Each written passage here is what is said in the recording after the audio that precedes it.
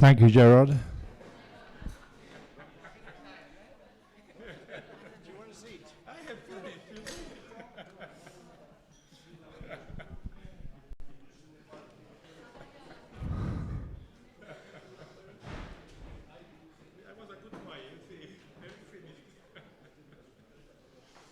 I like it when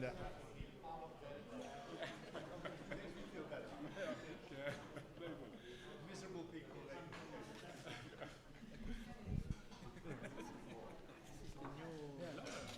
It's such a shame we haven't got the old bearded man. You'd love it, wouldn't you? Okay, folks. Well, I don't mind you eating while we talk. It's a little bit like a cabaret in a restaurant then. Yeah? You're all having your supper and I'm doing the jokes. Yeah? We suddenly got a nasty noise from somewhere. Oh, it's the coffee machine. Sergey, we could ask Sylvia, no coffee making during briefing, thanks. So you need to get here before. And pick up your, I think that means pick up your trackers before you leave. Oh, thank you, Mikhail. Okay, it's very nice. Sylvia, thank you very much. The restaurant has provided you with breakfast, but I don't think you should expect it every day. I think it's a special today. They do very nice food here in the evenings and at lunchtime. It's a great facility on the airfield, and we thank them for providing this for us today. I want to go through the briefing. It's not too long, and then I want to have a little talk about something else. It's the first race day of our World Sailplane Grand Prix final. We had a very successful practice day yesterday with lots of mistakes. Now everybody knows how long the start line is, everybody knows how long the finish line is, yeah? And it's perfect. It's exactly why we have an official practice day, so we can sort these things out. We made some mistakes yesterday, and we learned from that, and we'll fix that today, I hope. And Sergi and I have had a discussion about some of the things and the way it's working, and we will change a few things today and tomorrow. Today, it's Sunday, and it will become very busy on the airfield. One of the reasons that we wanted to get ourselves on the runway is because this is going to become quite busy with aircraft, club gliders, and all that sort of thing. So just take care about your personal possessions as well. You know, lock your car or put it away. There's a lot of people about today.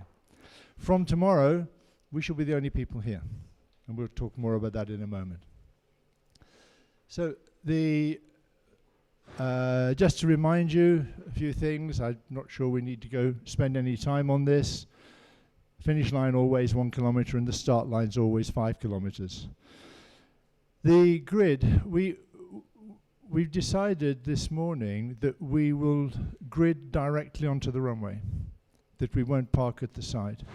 So tomorrow when you come out, we put the gliders directly on the runway, but we space them out so there's enough room to get everybody in, and then before launching we just push everybody back. Yeah? So we don't need to park at the side of the runway. The grid will be open at 9:30, but the closure time will depend upon what we're doing in the weather. And we will change briefing time according to the weather as well, because the weather's changing quite a bit. And it will help us to have a later briefing if we have difficult weather and we need more time to look at it. But equally, it may be necessary to have an early briefing. So every day we will announce the briefing time on WhatsApp, yeah, or you can check at the office. But it will not be before 9:30, yeah, but it may be 11:30 or 11 o'clock or something like that. And we'll grid accordingly. The rules for the altitude, we went over that yesterday. I think everybody understands that.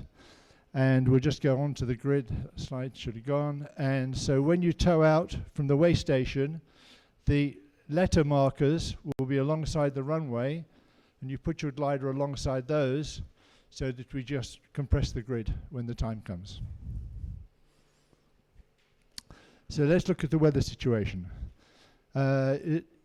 midday today. Midday today. It's got all funny. Yeah, what's happened to Spain? Yeah, yeah. This is Europe after Brexit. Yeah, but here we are in the Pyrenees. The reason for showing you the two is we've got a low pressure area forming right now during today and tomorrow. We have forming in this area of Spain a low pressure area. We have a collar low pressure over the Pyrenees area, and we can expect to see the pressure dropping during the day. Not quickly, but dropping enough. We know that what that means here is overdevelopment. And it means that we go from a nice cumulus situation to a completely overcast situation very, very quickly indeed when we get this situation. And you can see the SkySight forecast for overdevelopment at 3 o'clock this afternoon. I think this is 3:30 this afternoon. And we can see that all of the massif here is forecast to be overdeveloped during the afternoon. It's good soaring conditions before then, and we have a good opportunity for a good task, a good window. But it does mean that we will probably need to finish early to be sure that we can get the task in, which means we need to launch early. Launching early here is always a little bit tricky, but we'll see what we can do. The thermals here at 1400 local time are showing that we've got 3,000 meters on the top of the mountains again and 2,600 or so along the smaller mountains. We should start with quite a good situation.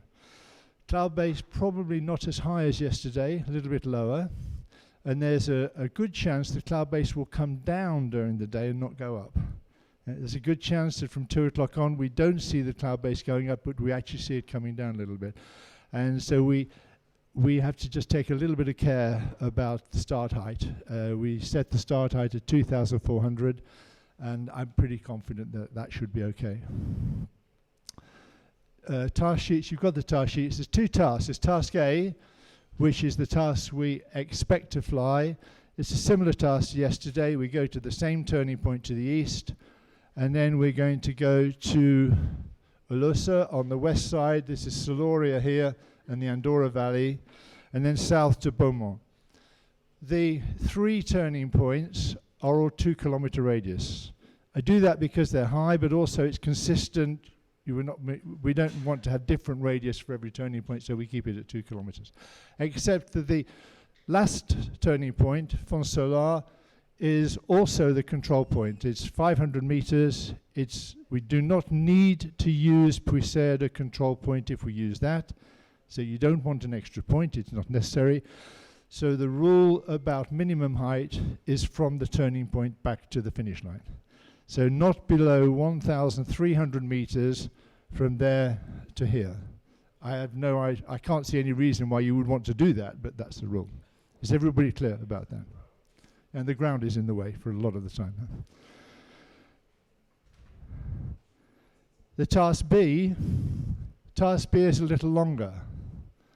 Task B is therefore, as if it looks like it's not going to overdevelop so quickly, and it looks like the weather's going to be better, and we're not pushed in the window finishing early, then we have a longer task, and the only difference between task A and task B is that the turning point to the west is moved to the west side of the Salt Valley, and it makes it 250 kilometers. But we've kept the turning point radius the same, 2 kilometers. Good. We anticipate launching at 12:30, so you'll need to be on the airfield to put the gliders on the grid at 12:15 at the latest. So we would like to start lining the grid up at 12:15. If you're there before, we might start sooner, because it takes a little time. Any questions about the task today?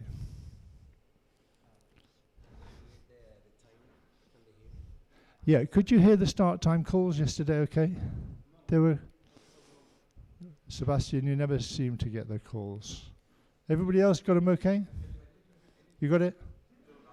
Yeah. Sorry? Yeah. Did you get none of it, Tila? Okay. Did you get Lucas? Okay. We'll have to see surgery. We probably need to find a relay system. We'll fix it up. Oh yeah. Okay, we're going to borrow Thomas's erection and use that today. Is that okay? Fine, that's good, thanks. Yeah, I know. We've tried to do something about that. There won't be any chat during the week, but I've asked Sergi to talk to the club pilots not to. Can we not get the club pilots to fly on a different frequency if they want to talk to each other? Because there's a lot of chat on the frequency, which makes it difficult for the start time. If we ask any club pilots who are flying today, could they use another frequency? Or even better, not talk. Yeah. Yeah. Yeah, okay. Yeah, but I know the difficulty with that. Okay, so that's the formal part of this over. I want to tell you a bit of a story, because there's something that's really important to all of us, and that is at the end of this competition, we're all here and we will go home.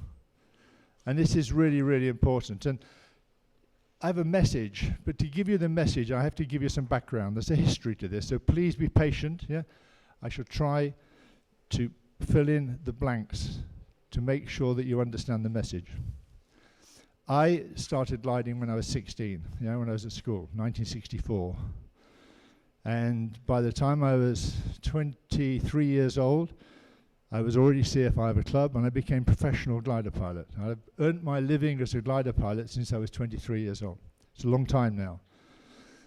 And even in those early years, when I was flying in clubs in UK, there were 3 people who were killed in flying who were friends of mine, way back in wooden gliders. Yeah, and it made me think quite a lot about it. And I thought, that's not so good.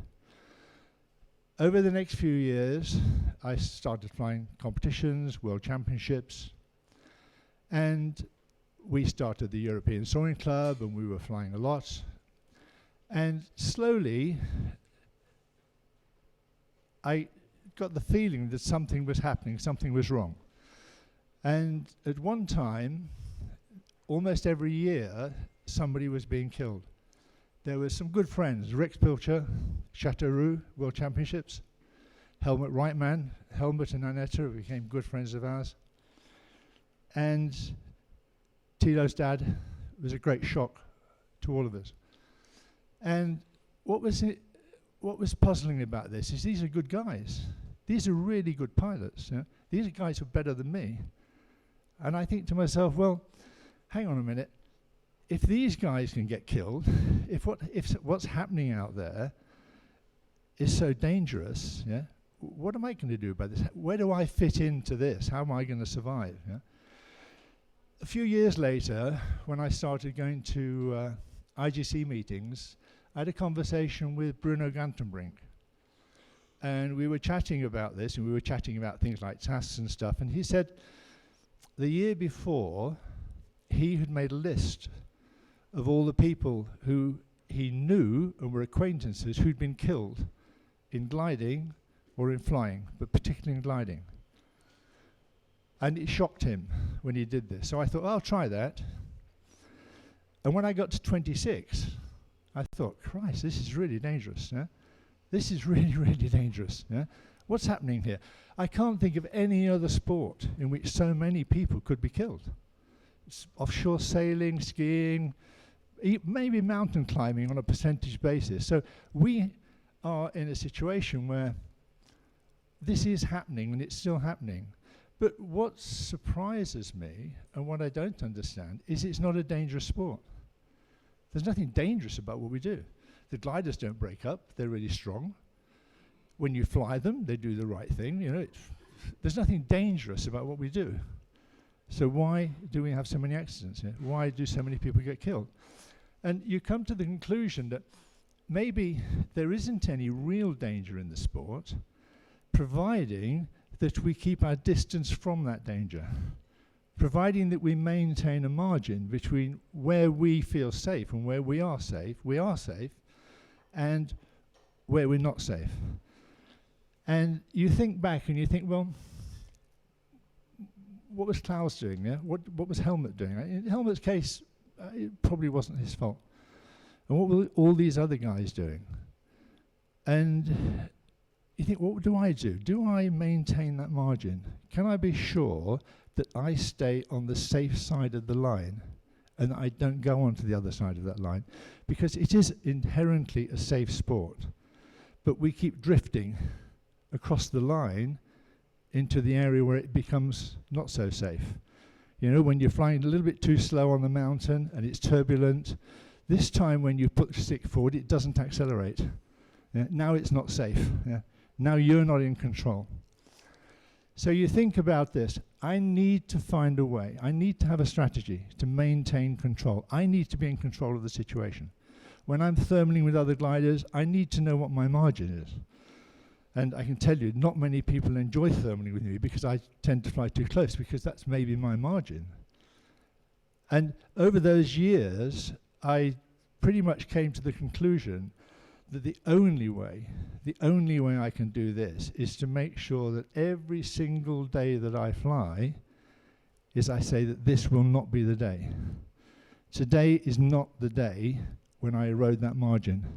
Today is not the day when I get to the point where I'm at risk and I'm at danger. Today is not that day that I'm going to die in my glider.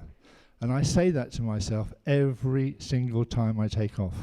Two-seater, single-seater, competition, not competition. I remind myself that there's a margin here. I want to stay on the safe side. And I try to maintain that all the time. And I don't know how you do it. You're all very good pilots, you're all experienced pilots. We got a real shock in New Zealand with Herbert. Herbert's death in the Grand Prix final in New Zealand was a shock to me. It's the first time in any competition I'd run we'd ever had a serious accident.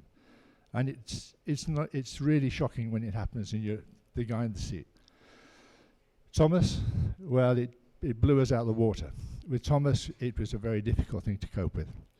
We're still only just getting over Thomas's death in the last Grand Prix. I can't do that again. Yeah? I can't do that again, and it's you guys who can help out. Only you guys can fly with that margin. It's your decision, not mine. So you have to maintain the margin.